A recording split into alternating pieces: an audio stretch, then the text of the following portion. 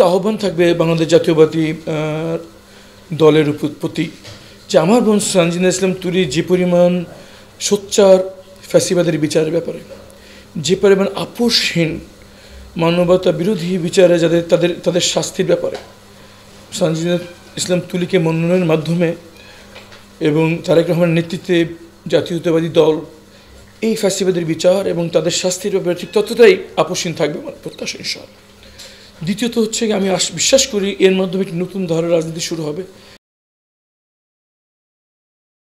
আওয়ামী সরকার আপনাদের সম্পদ দখল করেছিল কিনা, এরকম তথ্য মিডিয়াতে দিয়েছেন কিনা বা এগুলো নিয়ে আপনারা?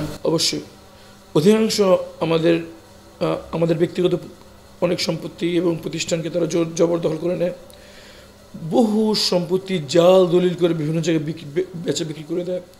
আর যেগুলো আমাদের একক নয় কিন্তু আমাদের সম্পৃক্ততা ছিল, যেমন বাংলাদেশ ইসলামী ব্যাংক বাংলাদেশ ব্যাপক লুটপাট হয় বাংলা ইতিহাসে, মানব ইতিহাসে ব্যাংকে এইভাবে রাষ্ট্রীয় পৃষ্ঠপোষকতায় লুটপাতের কোনো নজির নাই। এটা খুবই বাংলাদেশের অর্থনীতিকে পঙ্গু করে রেখেছে তারা, কিন্তু আল্লাহর অশেষ করুণায় বাংলাদেশের অর্থনীতি আবার ঘুরে দাঁড়িয়েছে। যেসব প্রতিষ্ঠানকে তারা পঙ্গু করে রেখেছে সেগুলো আবার ঘুরে দাঁড়ানোর চেষ্টা করছে, এবং আমি চেষ্টা করছি আমাদের যেসব ব্যক্তিগত প্রতিষ্ঠান তারা দখল করে রেখে গেছে, বিভিন্ন জায়গায় অবৈধভাবে বিক্রি করে রেখেছে, সেগুলো আইনি প্রক্রিয়ার মাধ্যমে উদ্ধারের চেষ্টা চলছে, আমরা করছি।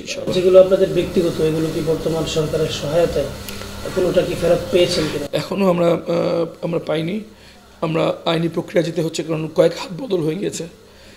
আমাদের প্রচুর ঋণের বোঝা আমাদের ঘাড়ে রয়ে গেছে, তারা শুধু সম্পদ নিয়ে গেছে কিন্তু ঋণটা আমাদের ঘাড়েই রয়ে গিয়েছে। এই বিষয়ে বাংলাদেশ ব্যাংকের মাধ্যমে আমরা এটি শুরু হওয়ার চেষ্টা করছি, আমরা আদালতের সমর্পন্ন হব ইনশাআল্লাহ। গুমে জড়িত সেনা কর্মকর্তারা এখন সেনানিবাসের জেল হাজতে তারা আছেন, অনেকে মনে করছেন যে তাদেরকে সাধারণ জেলে রাখা হোক, এটা সাধারণ মানুষের বা অনেক বিভিন্ন দলের নেতাকর্মীদেরও দাবি। এটি এই বিষয়ে আপনার বক্তব্য জানতে চাই। দেখুন, এটি প্রশাসনের এখতিয়ার যে তাদেরকে সাধারণ জেলে থাকবে না বিশেষ জেলে রাখা হবে। আমি একজন ভুক্তভোগী, আমার প্রথম উদ্বেগ হচ্ছে তারা কি যেখানে তাদের বন্দি রাখা হচ্ছে সেখানে কি জেল কোড ফলো করা হচ্ছে কিনা, তারা কি অবাধে বর্তমানে সেনাবাহিনী কর্মকর্তা এবং সৈনিকদের সাথে যোগাযোগ করছে কিনা, দেশের বাইরে আধিপত্য শক্তিধারী কোনো দেশ বা গোষ্ঠীর সাথে তারা কি যোগাযোগ করার চেষ্টা করছে কিনা, এগুলো হচ্ছে আমার উদ্বেগের জায়গা। বৈধভাবে জেল কোড অনুযায়ী তাদেরকে যদি বিশেষ সুবিধা দেওয়া হয়, এতে আমার কোনো অবজেকশন থাকবে না। আমার অবিলম্বে আহ্বান থাকবে এই বিশেষ জেলটাকে ক্যান্টনমেন্ট থেকে বাইরে নিয়ে এসে জনসম্মুখে গণমাধ্যমের সজাগ দৃষ্টির মধ্যে রেখে এবং নিশ্চিত করতে হবে যে জেল কোড যেটি বন্দি রাখার বিধান সেটা পুঙ্খানুপুঙ্খভাবে পালন হচ্ছে কিনা, তারা কোনোভাবে এই বিচারকে প্রভাবাধীন করতে পারবে না, এটা নিশ্চিত করা খুবই জরুরি। তা না হলে ইতিহাসের সবচেয়ে ঘৃণ্যতম অপরাধের বিচার প্রভাবিত করে এটাকে ভিন্ন পথে চলে যেতে পারে বলে আমার আশঙ্কা। আমি অবিলম্বে আহ্বান জানাবো এই বিশেষ জেলটি সেনানিবাস থেকে বাইরে এনে জনসম্মুখে স্থাপন করা, যাতে সবাই দেখতে পারে যেখানে আইন অনুসরণ করা হচ্ছে, স্বচ্ছতার সাথে তাদের বিচার হচ্ছে। আপনি যখন গুম হয়েছিলেন আপনার বাসা থেকেই তো আপনাকে নিয়ে গিয়ে হয়েছিল, আপনি কি কাউকে সুনির্দিষ্টভাবে চিনতে পেরেছেন কিনা? আমি কয়েকটা জিনিস গুম কমিশনে বলেছি। প্রথমত যারা আমাকে গুম করতে এসেছিলেন আমাকে 2 দফায় আসে। প্রথম দফায় এসে আমার বাসায় দেখে তারা চলে যায়। ওই দফায় আমি পরিষ্কারভাবে র্যাব 1-এর লেখা তাদের আমি পরা বুলেট প্রুফ ভেস্ট তাদের গায়ে ছিল, পোশাকধারী লোকও ছিল, সাদা পোশাকে ছিল। প্রথমবার আসে তখন আমাকে শনাক্ত করে তারা চলে যায়। যখন আমাকে অপহরণ করা হয় তখন তারা সাদা পোশাকে আসে এবং তাদের হাতে অস্ত্র ছিল এবং অস্ত্রে সিরিয়াল নাম্বার লেখা ছিল বড় অস্ত্রগুলোতে। সেই থেকে আমি নিশ্চিত যারা আইন শৃঙ্খলা বাহিনীর লোক। এবং আমাকে প্রথম যেখানে গুম করে আটকে রাখা হয়েছিল, আমি গুম কমিশন তদন্তে আমাকে বলেছেন সেটা ডিটেকটিভ ব্রাঞ্চের অফিসে ছিল, সেখানে 16 দিন রাখার পর আমাকে দ্বিতীয় জায়গায় স্থানান্তর করা হয় গুম কমিশনের তদন্তে। সেটা দ্বিতীয় স্থানটাকে TFI সেল হিসেবে শনাক্ত করা হয়। এই 2 জায়গায় আমাকে রাখা হয়েছিল। আমি সুনির্দিষ্টভাবে কোনো ব্যক্তিকে আমি চিনতে পারিনি, কিন্তু আমি নিশ্চিত যে আমাকে এই সব জায়গায় রাখা হয়েছিল। বিস্তারিত বিষয় আমি আদালতের জন্য সাক্ষী দেব, তখন দেব, এরপর আমি গণমাধ্যমে বলব ইনশাআল্লাহ। শেখ হাসিনাকে কি ভারত ফেরত দিবে বলে আপনি মনে করেন? আমি আশা করি যে ভারত একটি বড় দেশ, তাদের শুধু বাংলাদেশ নয় সারা বিশ্বের প্রতি তাদের একটি দায়বদ্ধতা রয়েছে। তারা বাংলাদেশের কাছ থেকে যা আশা করে ঠিক সেটা তাদেরকে পালন করে দেখাতে হবে। তারা আশা করে ভারতের কোনো ফেরারি আসামি যদি বাংলাদেশে আসে, বাংলাদেশের সরকারকে থেকে আশা করে তারা ফেরত দেওয়া হোক। ঠিক তেমনি বাংলাদেশের যে প্রত্যাশা, একজন ফেরারি আসামি, শতাধিক ফেরারি আসামি এখন ভারতে অবস্থান করছে, যারা সবাই ঘৃণিত মানবতা বিরোধী অপরাধের সাথে জড়িত ছিল, তাদেরকে ফেরত দিয়ে উদাহরণ সৃষ্টি করবে যে তারা আইনের প্রতি শ্রদ্ধাশীল এবং দ্বিপাক্ষিক চুক্তির ব্যাপারে তারা শ্রদ্ধাশীল। আমি বিশ্বাস তাদের এটা করা উচিত এবং তারা করবে ইনশাআল্লাহ। কেমন বিচার চান সেক্ষেত্রে?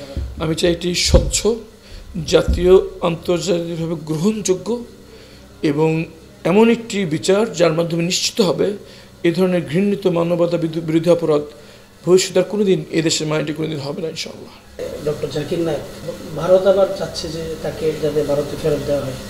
এই মুহূর্তে আবার ঢাকা বিশ্ববিদ্যালয়ের ছাত্ররা আজকে সংবাদ সম্মেলনের মাধ্যমে তারা ভার্সিটির কর্তৃপক্ষকে জানিয়েছে যাতে ওনাকে একটা ডক্টরেট ডিগ্রি প্রদান করা হয়। তো আসলে কি এই এখন যে পরিবেশটা হচ্ছে জাকির নায়েককে ঘিরে, ভারত যে আবদার করেছে সেই আবদারটা আপনি কি মনে করবেন আইনের মানুষ হিসেবে? আমি মনে করি ডক্টর জাকির নায়েক ধর্মীয় বিদ্বেষের শিকার। ওনার বিরুদ্ধে বর্তমান ক্ষমতাসীন দল যে উদ্যোগ নিয়েছে, তাকে যে রাজনৈতিক হয়রানির শিকার করা হচ্ছে, এটা একান্তই তার ধর্মীয় বিশ্বাসের কারণে। এটি সম্পূর্ণ অবৈধ, শুধু আন্তর্জাতিকভাবে নয়, ভারতীয় সংবিধান অনুযায়ী যেটি অবৈধ কাজ। এই অবৈধ আবদারকে কোনোভাবেই সম্মান জানানোর সুযোগ নেই, বরং তার যে জ্ঞানের বিস্তার এবং ইসলামের গবেষণার ব্যাপারে তার যে অবদান রয়েছে, তার জন্য আমি তাকে রাষ্ট্রীয় সম্মান দেওয়ার জন্য আহ্বান জানাচ্ছি। দিগন্ত টেলিভিশন এই অন্তর্বর্তীকালীন সরকারের প্রথম দিকেই অনুমোদন নেওয়া হয়েছিল পুনরায় চালু করার জন্য। 1 বছর চলে গেল, অনুমোদনের মেয়াদও শেষ, এখনও চালু হয়নি। এই ব্যাপারে আপনার বক্তব্য জানতে চাই। এখানে আরেকটি প্রশ্ন, যে আপনি যখন ঘুমেছিলেন তখন আপনার বাবার যে প্রতিষ্ঠান ছিল, বিশেষ করে ইবনে সিনা আরও যে প্রতিষ্ঠানগুলো ছিল, তারা কি আপনাদের পরিবারের পাশে ছিল কিনা? প্রথমত হচ্ছে যে দিগন্ত পরিবার একটি বড় পরিবার, প্রায় 40-এর অধিক বোর্ড অফ ডিরেক্টরস মেম্বার, কয়েক শতাধিক শেয়ার হোল্ডার। আমার পিতা যখন ছিলেন তখন সবাই তার সাথে ঐক্যবদ্ধ ছিলেন। ওনার অনুপস্থিতিতে এখনও আমাদের নিজেদের ঘর গুছিয়ে উঠতে পারিনি। আমি দেশবাসীর কাছে দোয়া চাচ্ছি, অনেক মানুষের ভালোবাসা এই প্রতিষ্ঠানের সাথে জড়িত, তারা যেন খুব অল্প সময়ের ভিতরে আবার জনসম্মুখে আসতে পারে, এর জন্য সবার কাছে দোয়া প্রার্থনা করছি। এবং আমি যখন ছিলাম তখন আমার পরিবারের পাশে অনেকেই দাঁড়িয়েছেন। বেশিরভাগই তাদের পরিচয় গোপন রাখা প্রেফার করেন। আমি শুধু একটু বলি, আমাদের আস্থা এবং বিশ্বাস আল্লাহর উপর।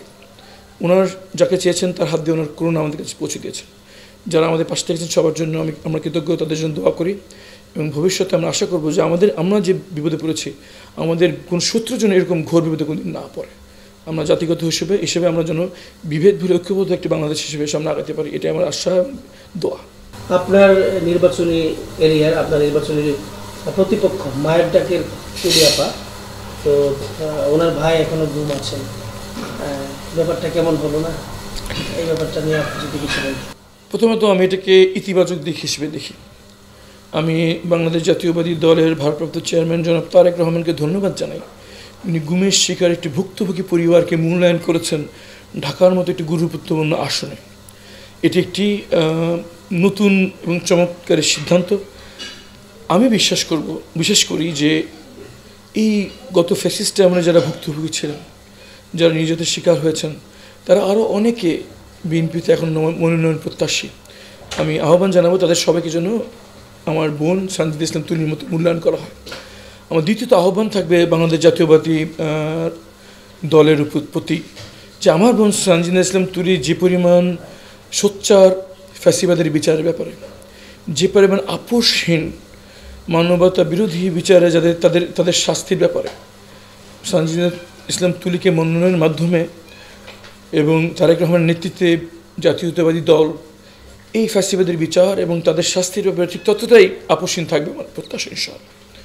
দ্বিতীয়ত হচ্ছে আমি বিশ্বাস করি এর মাধ্যমে একটি নতুন ধারার রাজনীতি শুরু হবে, যেখানে রাজনৈতিক প্রতিপক্ষ থাকবে কিন্তু শত্রুতা থাকবে না, প্রতিযোগিতা থাকবে, সহিংসতা থাকবে না।